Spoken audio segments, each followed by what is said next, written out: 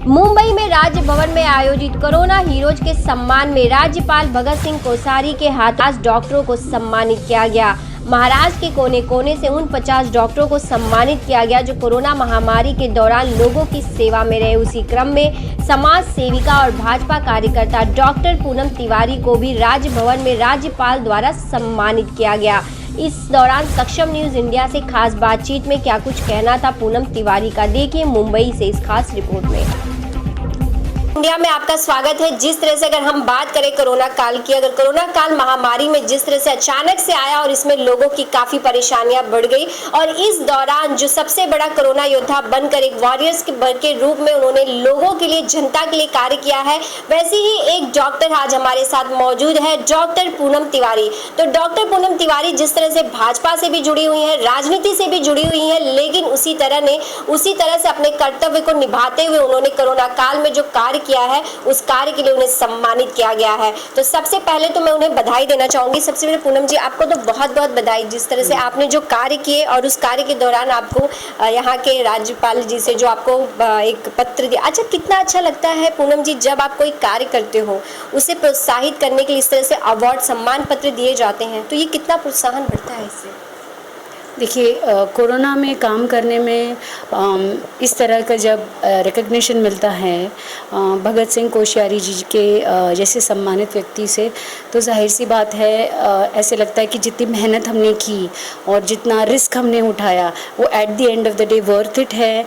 और ज़रूर हमने और ज़्यादा काम करना चाहिए। आज ही पता चला है कि कोरोना की नई स्ट्रेन आई है, अब और कठिन होने वाला है, तो ज़रूर हम और मेहनत करेंगे। As a doctor and as a BJP member और मेहनत करेंगे। तो आप एक डॉक्टर हैं, तो डॉक्टर होते हुए जब ये महामारी फैली, आपकी भी फैमिली, आपको भी घर जाना, लेकिन आपने किस तरह से बाहर रहकर आपने लोगों के बीच में आपने कार्य किया और आपके मन में कितना डर था इस बात को लेकर?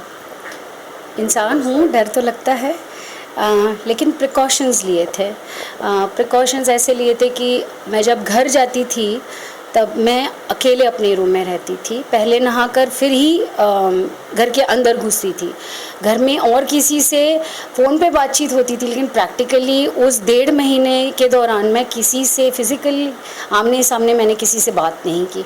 ज़्यादा वक्त तो हॉस्पिटल में बीतता था क्योंकि इस एरिया में कंडीशन बहुत ज़्यादा ख़राब थी। लोगों को हॉस्पिटल्स में एडमिशन नहीं मिल रहे थे, इसलिए पूरा दिन तो यहीं जाता था। रात भर सोने के लिए घर जाते थे और पूरा दिन पीपीई किट में ही बिताना होता था। अच्छा एक्सपीरियंस था। तो ये लाइफ, जिस तरह से हॉस्पिटल का नाम ही है लाइफ, मतलब लोगों को ज़िंदगी देना, आई थिंक।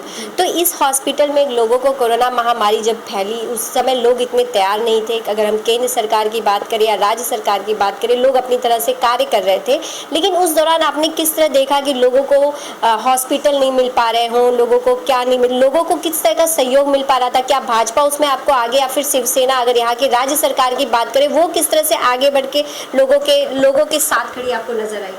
देखिए, उस दौरान भाजपा के जो कार्यकर्ता थे उन्होंने इस तरह से मदद की कि जिनको बेड्स नहीं अवेलेबल थे तो वो गो बिटवीन हो रहे थे, यानी यहाँ से जाके किस हॉस्पिटल में कौन सा बेड खाली है वो पता लगा रहे थे। या जो जिस एरिया में था उस एरिया में अगर हम फ़ोन कर देते वहाँ के अध्यक्ष को कि भाई एक पेशेंट को ट्रांसफ़र करना है, क्या आप पता लगा सकते हैं कहीं बेड खाली है, केईएम हो, राजावाड़ी हो, उस तरीके से बहुत हेल्प मिली।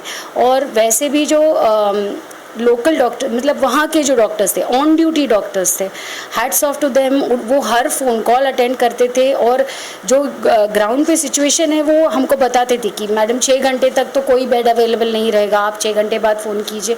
तो सबने मिलकर ही काम किया है।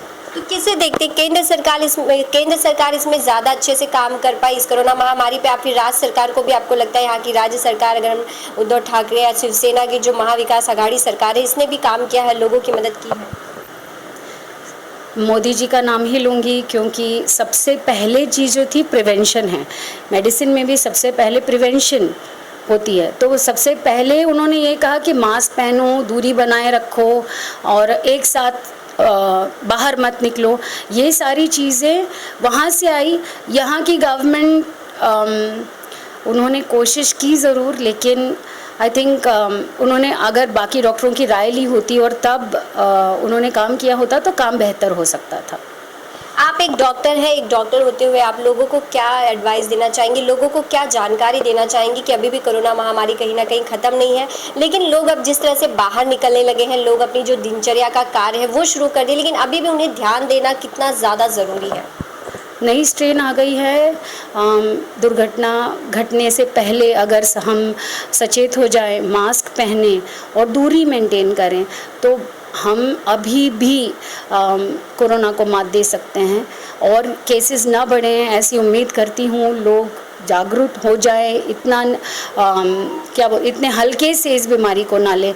जिनके घर के लोग आपके स्लम के लोगों के लिए उन्हें वो हॉस्पिटल दे सके जहाँ पर वो अपनी दवा, अपनी मेडिसिन के लिए, तो आपने ये जगह क्यों चुनी, क्या वजह क्या रही? जब मेरी माताजी ने 25 साल पहले ये हॉस्पिटल खोला तब यहाँ पर कोई नर्सिंग होम नहीं था। ये इस एरिया का सबसे पहला नर्सिंग होम था। तो इरादा यही था कि यहाँ पर जो रहने वाले लोग हैं वो बहुत बिलो पॉवर्टी लाइन के थे। यूपी वाले माइग्रेंट इस एरिया में बहुत ज़्यादा हैं, तो उनको कोई सेवा हम दे सकें, इसलिए पहले हॉस्पिटल हमने यहीं खोला। और माता पिता की लेगेसी को हम आगे लेके जा रहे हैं। अब मैंने थोड़ा हॉस्पिटल में और विस्तार किया है और सर्विसेज प्रोवाइड करने की हम कोशिश कर रहे हैं। सब जगह हर चीज़ सब जगह में पैसा ही आगे आना चाहिए ऐसा ज़रूरी नहीं है। इंसान की ज़िंदगी एक ही बार मिलती है ना। मेरी इच्छा है कि ये सेवा में गुजरे। तो मतलब अगर पूनम जी को डॉक्टर के साथ साथ, एक डॉक्टर पूनम के साथ अगर हम समाज सेविका, एक सोशल वर्कर कहें तो ये गलत नहीं होगा? ये मेरे लिए सम्मान की बात होगी। आगे किस तरह से, अगर राजनीति में आप अभी भी राजनीति से जिस तरह से जुड़ी हैं, आगे अगर हम देखें तो कोई चुनाव में या किसी एक चेहरे के रूप में जनता के बीच में क्या आप नज़र आएंगी राजनीति में? आगे और भी कदम आपकी बढ़ाने की कोशिश है? मैं एक कार्यकर्ता हूँ और कार्यकर्ता ही रहूँगी। चुनाव लड़ना या टिकट पाना ये पार्टी ही डिसाइड करती है बीजेपी में। हाँ, एज अ कार्यकर्ता मैं मरते दम तक बीजेपी के लिए काम करती रहूँगी। आप बीजेपी में रहकर जो कार्य करती हैं, आपको क्या लगता है बीजेपी किस तरह से जनता के लिए कार्य करने के लिए आपको किस तरह से समझा पाती है? उनकी तरफ से किस तरह से आपको कहा जाता है कि किस तरह से जनता के लिए कार्य करना है, या बातें बड़ी बड़ी करनी है या फिर कार्य करना है? इन दोनों में से आप किस तरह देखते हैं, किस तरह से भाजपा काम करती है? देखिए, जब हम कभी मीटिंग में जाते हैं, आजकल तो सिर्फ जूम मीटिंग ही होती है, लेकिन उसमें भी हमको ये बताया जाता है कि आप ज़्यादा से ज़्यादा स्लम एरिया में काम कीजिए।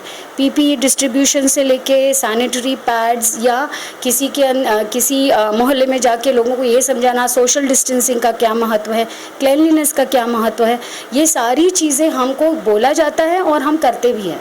तो पूनम जी, इस दौरान मतलब कोरोना काल के दौरान अगर सोशल वर्कर भी थी, एक एज ए डॉक्टर भी, इन दोनों के दौरान आपने ज़्यादा किस तरह की समस्या यहाँ के लोगों के बीच में आपने देखी है?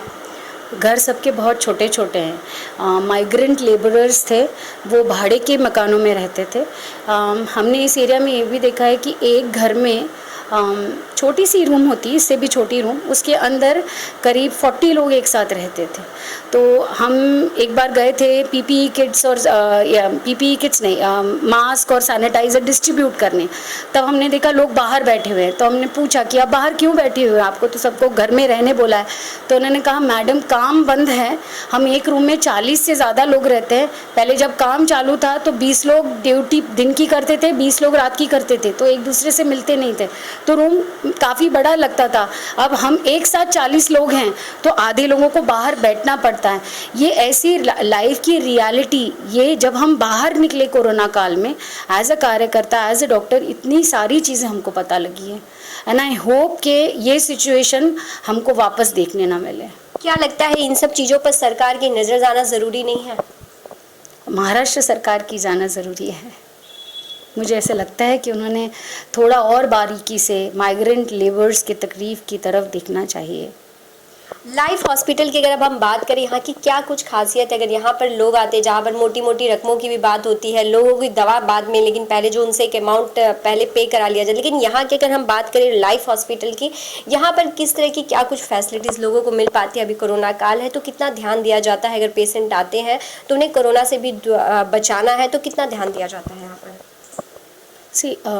हम मिनिमल डिपॉजिट लेकर पेशेंट को एडमिट करते हैं। कई बार ऐसे होता है इस दौरान लोगों के पास पैसे नहीं थे, तो हमने पहले पेशेंट एडमिट कर लिया जब उनके पास हो गया, डिपॉजिट किया, डे का चार्ज भरने का पैसा, तब हमने उनसे लिया है।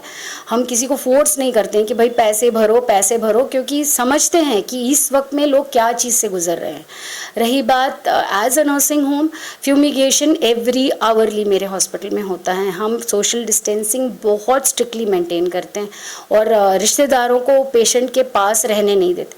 हमने सोशल डिस्टेंसिंग करने के लिए एक रूम में एक ही पेशेंट रखा, तो क्योंकि अभी चीज़ें थोड़ा बेटर हुई हैं, तो एक रूम में 2 patient, of course with social distancing, वो हम एडमिट कर, लेकिन पहले एक रूम में एक ही पेशेंट रखा हुआ था। तो सारे प्रिकॉशंस लेकर ही हम पेशेंट हैंडल करते हैं, इसलिए हमारे पास से कोई दुर्घटना वाली इंसिडेंट नहीं हुई अभी तक। तो आगे क्या लगता है, इसी तरह एक लाइफ हॉस्पिटल और भी दूसरी जगह पर, एक ऐसी दूसरी जगह पर आपके खोलने की, एक दूसरा ब्रांच भी ओपन करने की आपकी क्या सोच है? अगर होगा तो स्लम में ही होगा। मतलब आप सिर्फ उनके ज़रूरतमंद लोगों के लिए ही कार्य करना चाहती हैं? जी ज़रूर, ओनली फॉर द नीडी। बाकी पैसे, मैंने आपको कहा ना, पैसा सब कुछ नहीं होता है, ईश्वर की दया से सब कुछ है। तो अब देने का समय आया है, तो इसीलिए ऑलवेज इन द स्लम्स। तो पूनम जी, आपने कोरोना में बिना किसी सोच, बिना किसी खुद की सेल्फिश ना करते हो, मतलब खुद की सोच ना रखते हो, आपने सिर्फ काम किया, उसमें आपकी खुद की कुछ भी ऐसा नहीं था कि मुझे इससे कुछ मिलेगा, लेकिन आपने कार्य किया। लेकिन उसके बाद जब आपको इस अवार्ड के लिए बुलाया गया, कोश्यारी जी राजभवन आप गई, तो क्या फील किया आपने? और जब उस अवार्ड से आपको सम्मानित किया तो आपने क्या कुछ सोचा, और कितनी खुशी मिलती है जब आपको इस तरह से अवार्ड आपके हाथ आता है? अब क्या बताऊँ, मेरे लिए बहुत बड़ा मौका था। मैंने पेशेंट को ठीक होकर जाते हुए देखा, पेशेंट को कोरोनाग्रस्त होके बीएमसी में एडमिट होते हुए देखा। बाद में बहुत सारे पेशेंट से फ़ोन करके थैंक यू भी बताया, क्योंकि प्राइमरी केयर गिवर के रूप में हम आगे आए। तो उस वक्त मुझे ऐसे लगा कि घर वालों से ना मिलना और घर पे 1 महीना घर में किसी से बात नहीं करना, ये वर्थ इट था। At the end of the day हमारी मेहनत, हमने जो सैक्रिफाइस किया, उसको किसी ने तो एक्नॉलेज किया। हम सर पे कफन बांध के जो बोलते हैं वो रोज़ आते थे। ये डर लगता था कि कोरोना हो गया तो मेरी घर में माँ है, वो डायबिटीज़ की मरीज़ है, कहीं मैं लोगों की सेवा करने के चक्कर में अपने घर पे बीमारी तो नहीं ले जा रही हूँ।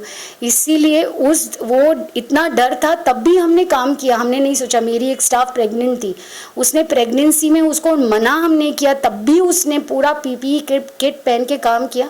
भगवान की दया से किसी स्टाफ को कुछ हुआ नहीं, वो ईश्वर का आशीर्वाद था। और उस दिन सर्टिफिकेट लिया, वो सिर्फ मेरा ही नहीं, मेरे पूरे स्टाफ का सम्मान हुआ, ऐसे मुझे लगा। आप देख रहे हैं सक्षम न्यूज इंडिया, सबसे पहले सबसे तेज।